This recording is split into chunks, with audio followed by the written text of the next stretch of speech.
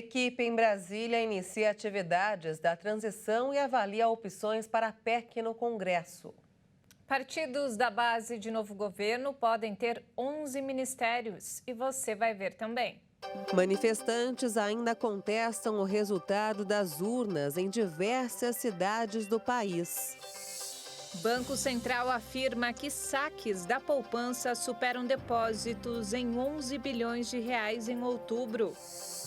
É grande a expectativa para as eleições de meio de mandato nos Estados Unidos. Tite divulga a lista dos 26 jogadores que vão defender a seleção brasileira na Copa do Catar. Agora no Jornal das 18h30.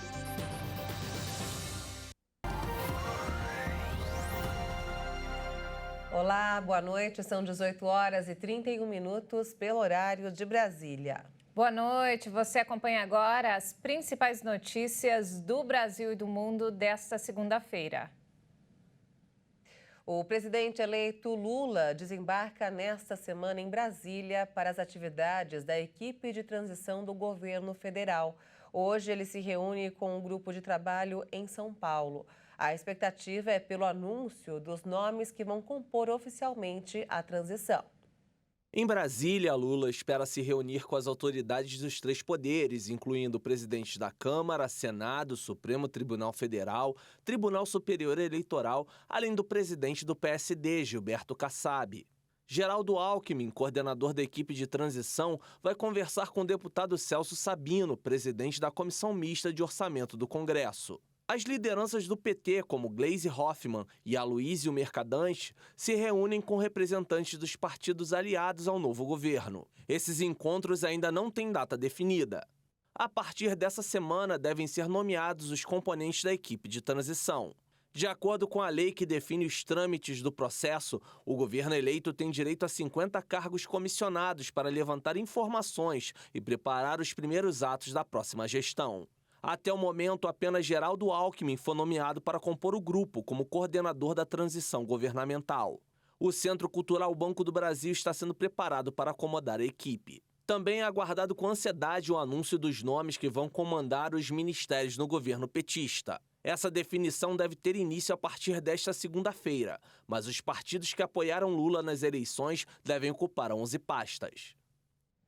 Brasileiros que contestam o resultado apresentado pelas urnas na eleição presidencial que deu vitória a Lula no último dia 30 realizam protestos em frente a quartéis de várias cidades do Brasil. Alguns manifestantes permanecem nesses locais desde a última segunda-feira. O pedido é de nova auditoria, principalmente em lugares em que os boletins das urnas eletrônicas divulgadas pelo Tribunal Superior Eleitoral indicam 0 voto para o presidente Jair Bolsonaro. Em São Paulo, a manifestação acontece em frente ao Comando Militar do Sudeste, quartel do Exército na região do Parque do Ibirapuera. As ruas não estão bloqueadas e há policiamento reforçado tanto na Guarda Civil Metropolitana quanto da Polícia Militar. Os manifestantes montaram barracas e apresentam cartazes com o pedido de intervenção do Exército para uma análise de denúncias que questionam a lisura do pleito. E vamos falar agora sobre economia. O Banco Central informou hoje que os saques na caderneta de poupança superaram os depósitos em 11 bilhões de reais em outubro. Este resultado é o maior para meses de outubro desde o início da série histórica da instituição financeira, que começou em 1995. Segundo o Banco Central, os depósitos totalizaram 302 bilhões de reais e os saques 313 bilhões. No acumulado do ano, os saques de recursos da caderneta de poupança superaram os depósitos em pouco mais de 102 bilhões de reais. Esse é o maior valor da série histórica para o período. A cifra supera o recorde anterior, registrado nos 10 primeiros meses de 2015, quando 57 bilhões de reais líquidos foram retirados da poupança. Ao longo deste ano, a poupança teve apenas um mês com mais entrada do que saída de recursos. As elevadas retiradas coincidem com a inflação, que que chegou à casa dos 2 dígitos e chegou a desacelerar, impulsionada pelas medidas de redução de impostos sobre combustíveis e energia elétrica. Outro fator que contribui para a saída de recursos da poupança é a alta da taxa básica de juros, a Selic. A taxa está em 13,75% ao ano, maior juro básico desde dezembro de 2016. E o número de brasileiros com dívidas caiu em outubro. O dado foi divulgado hoje pela Confederação Nacional de Comércio de Bens, Serviços e Turismo. A repórter Maria Clara Leite traz mais informações. O endividamento dos brasileiros caiu 0,1% em outubro na comparação com o mês anterior, passando de 79,3% para 79,2%.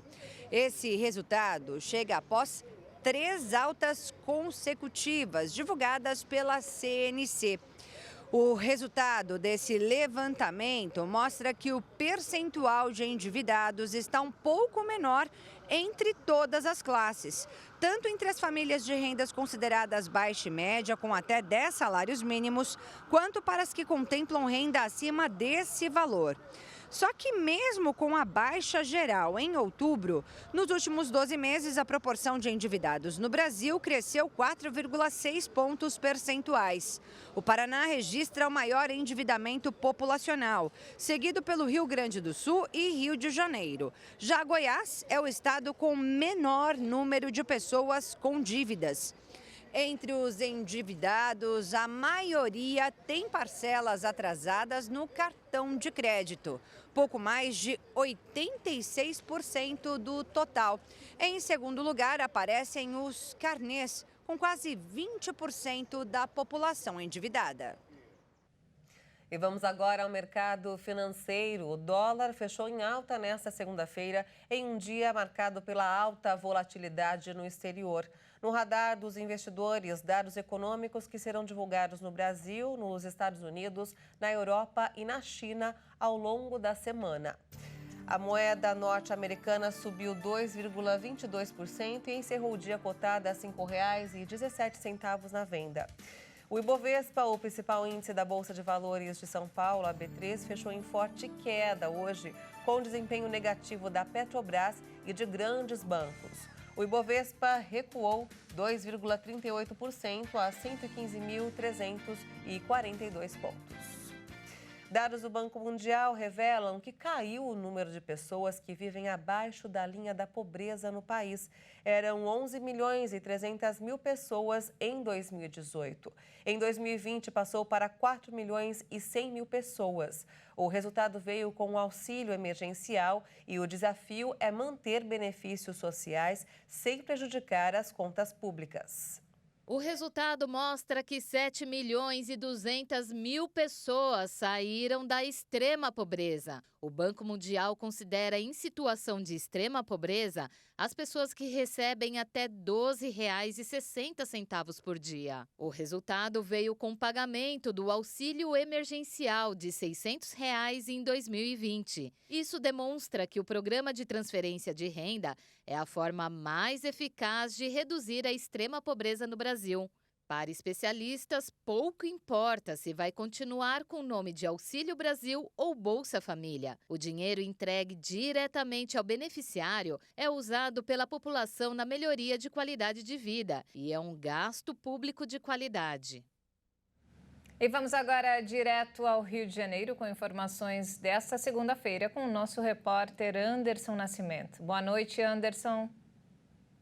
Boa noite, Maria Alice e Juliana. Começou o julgamento de Flor de Lis, acusada de ser a mandante do assassinato do marido, o pastor Anderson do Carmo. O julgamento da ex-deputada federal Flor de Lis e de mais 4 réus envolvidos na morte do marido dela, o pastor Anderson do Carmo, em junho de 2019, começou às 11 horas da manhã desta segunda-feira. Flor de Lis chegou ao Fórum de Niterói por volta das 8 da manhã. Além da ex-parlamentar, serão julgados ainda a filha biológica, Simone dos Santos, a neta Rayane dos Santos e os filhos afetivos, André Luiz e Marzi Teixeira. Por causa do número de réus, a sessão deve durar mais de um dia, pois as partes convocaram 30 testemunhas. O pastor Anderson do Carmo foi morto no dia 16 de junho de 2019. Ele foi executado a tiros na residência da família no bairro de Pendotiba, em Niterói, na região metropolitana do Rio. Flor de Lis é acusada de ser a mandante do crime e responderá por homicídio triplamente qualificado. O Rio de Janeiro registrou uma nova subvariante da variante Ômicron do vírus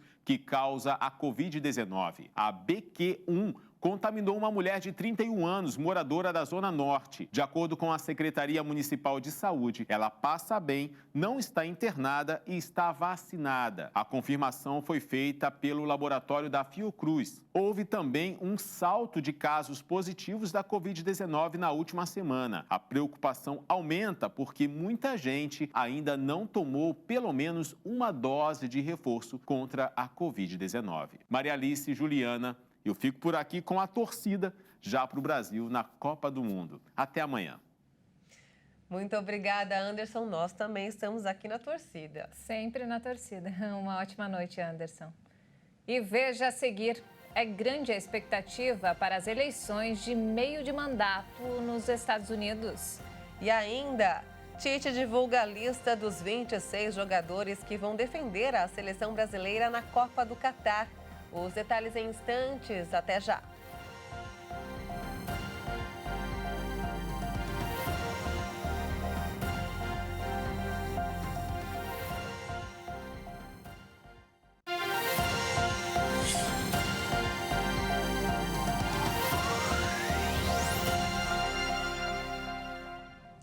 Estamos de volta, são 18 horas e 44 minutos pelo horário de Brasília.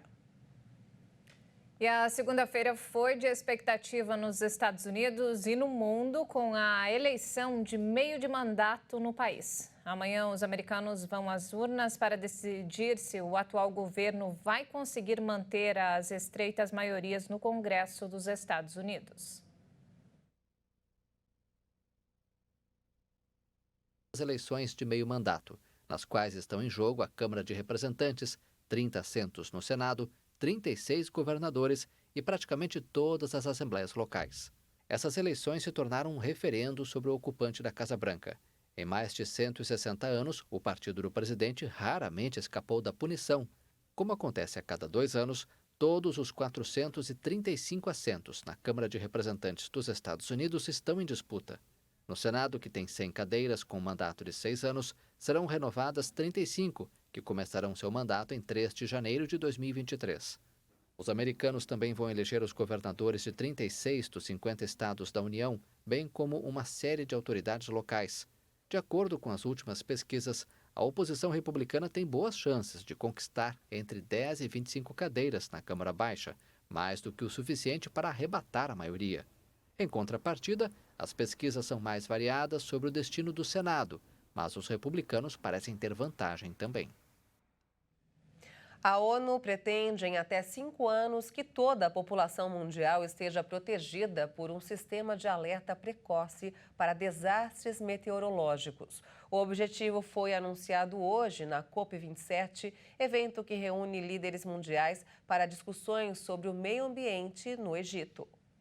De acordo com o secretário-geral da organização, Antônio Guterres, o dinheiro vai para 4 áreas: melhor conhecimento dos riscos, implementação de serviços de vigilância e alerta, reforço da capacidade de atuação no terreno e transferência de informação sobre riscos a todos que necessitem.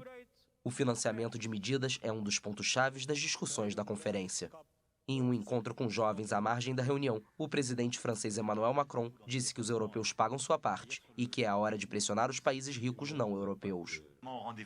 Precisamos que os Estados Unidos e a China realmente estejam a bordo. Nossa batalha é para os mais ricos estarem juntos, para pagar sua parte de forma justa. E nesse ponto devemos dizer a nós mesmos: os europeus pagam, mas nós somos os únicos que pagam. Também precisamos pressionar os países ricos não europeus a dizer eles têm que pagar a sua parte.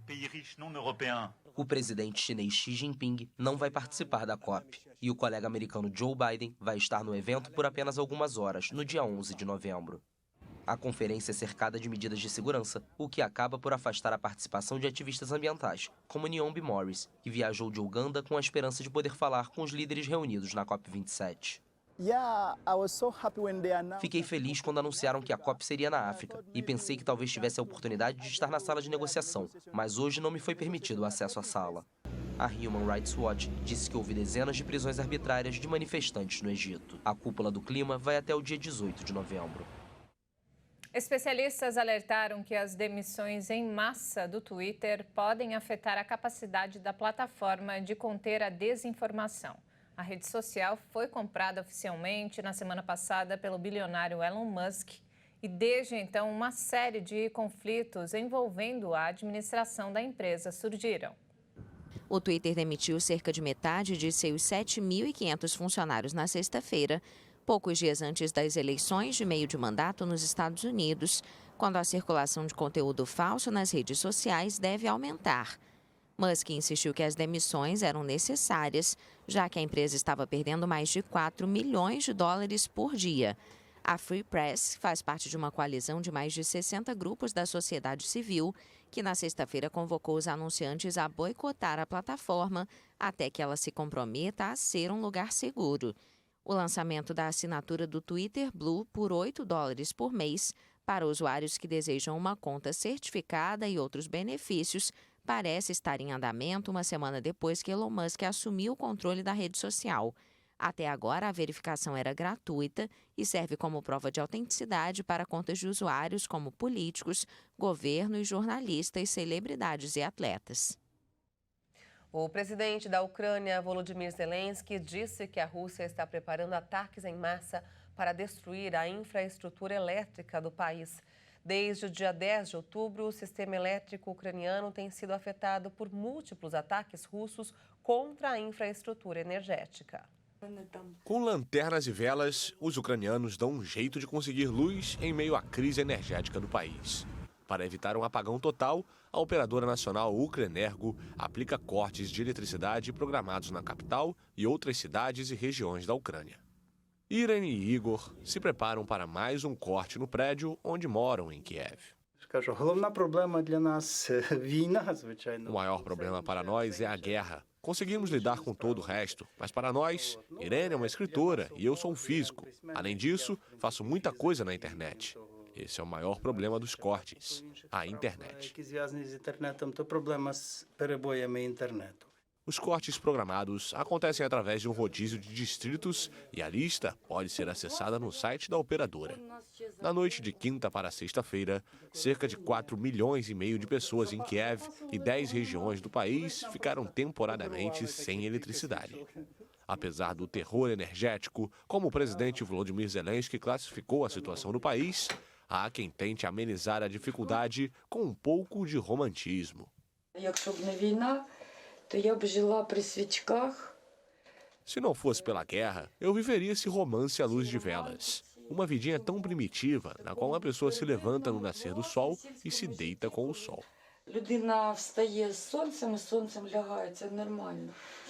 Às vésperas de um inverno rigoroso que se aproxima, os apagões controlados ajudam, mas não são suficientes.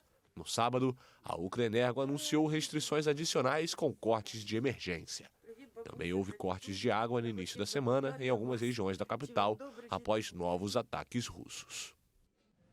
A Indonésia anunciou hoje que o número de crianças mortas por insuficiência renal aguda atribuída a substâncias nocivas encontradas em xaropes medicinais subiu para 195. A investigação começou em outubro após médicos observarem aumento de casos de insuficiência renal aguda. Segundo o Ministério da Saúde, mais de 320 ocorrências foram registradas em todo o país. Os afetados são, na maioria, crianças menores de 5 anos. Os testes realizados mostram que os xaropes envolvidos continham quantidades excessivas de etileno-glicol e dietileno-glicol, 2 componentes usados em produtos industriais como anticongelantes. As autoridades de saúde indonésias já haviam anunciado em outubro a suspensão de todas as vendas e prescrições de xaropes medicinais que pudessem causar o aumento dos casos de insuficiência renal aguda. Xaropes para tosse feitos na Índia também estiveram recentemente envolvidos na morte de quase 70 crianças na Gâmbia por insuficiência renal aguda. A Organização Mundial da Saúde emitiu um alerta em outubro e recomendou a retirada de 4 xaropes para tosse e resfriado, produzidos pelo laboratório indiano Maiden Pharmaceuticals, que podem estar relacionados às mortes. Bem, vamos falar agora sobre futebol, Juliana. O técnico Tite anunciou hoje a lista final de jogadores para a Copa do Mundo no Catar. É isso mesmo. E entre os convocados, algumas surpresas, como o veterano lateral Daniel Alves, atualmente no Pumas do México, e o jovem atacante Gabriel Martinelli, do Arsenal da Inglaterra. Depois de muita expectativa da imprensa e da torcida brasileira, o treinador da seleção divulgou os 26 nomes que vão representar o país no Mundial do Catar. Goleiros: Alisson do Liverpool, Ederson do Manchester City e o Everton do Palmeiras. Laterais: Daniel Alves do Pumas, Danilo da Juventus, Alexandro da Juventus e Alex Telles do Sevilha. Zagueiros: Marquinhos do Paris Saint-Germain, Thiago Silva do Chelsea, Éder Militão, do Real Madrid e Bremer, da Juventus. Meio-campistas: Casemiro, do Manchester United, Fabinho, do Liverpool, Fred, do Manchester United, Bruno Guimarães, do Newcastle, Lucas Paquetá, do West Ham e Everton Ribeiro, do Flamengo. Atacantes: Neymar, do Paris Saint-Germain, Gabriel Martinelli, do Arsenal, Rafinha, do Barcelona, Antony, do Manchester United, Vinícius Júnior, do Real Madrid, Rodrigo, do Real Madrid, Richarlison, do Tottenham, Gabriel Jesus, do Arsenal e Pedro, do Flamengo. Tite justificou a convocação de Daniel Alves, que estava fora das últimas convocações do Brasil, não vinha jogando em seu clube mexicano Pumas e foi manter a forma física no Barcelona B. Teve uma definição ontem, sim, após o término de todos os jogos. O critério do Daniel Alves é um critério de todos, né? que ele premia qualidade técnica individual, ela premia o seu aspecto físico e ele traz o seu aspecto mental. E faltam 13 dias para a Copa do Mundo e vamos a mais uma edição do Boletim Esquenta Catar 2022. E Leonardo Félix fala hoje do papel do rádio e das redes sociais nas transmissões ao vivo dos mundiais ao longo da história. Vamos conferir. Olá pessoal, este é o Esquenta Catar 2022, que traz informações da Copa do Mundo aqui na nossa programação. Vamos falar um pouco da história da transmissão dos mundiais. Você sabia que a Copa de 1938, realizada na Itália, foi o primeiro com transmissões ao vivo pelo rádio aqui no Brasil? Assim, o torcedor brasileiro acompanhou cada passo da seleção. Verdadeiras multidões se concentravam nas ruas, nas praças e estádios de futebol para escutarem os passes e gols, que eram amplificados por alto-falantes. Até então, no Brasil, apenas os jornais impressos faziam as coberturas dos mundiais. Por outro lado, em 2010, as redes sociais mudaram o olhar sobre o jogo de futebol, abrindo portas para interatividade em tempo real. Na Copa da África do Sul, por meio da tela de um celular, tablet ou computador, o torcedor passou a se manifestar a cada lance, criticar ou elogiar árbitros, treinadores e jogadores, além de se comunicar com outros torcedores de todo o mundo. É isso aí, faltam 13 dias para a Copa do Mundo Catar 2022. É isso aí, tá chegando a hora, hein, Maria? É isso aí, expectativa, hein? Não temos mais tempo, essa edição fica por aqui. Mais informações ao longo da nossa programação. Um ótimo início de semana para você. Obrigada pela sua companhia, uma boa noite para você e uma ótima semana. Até amanhã.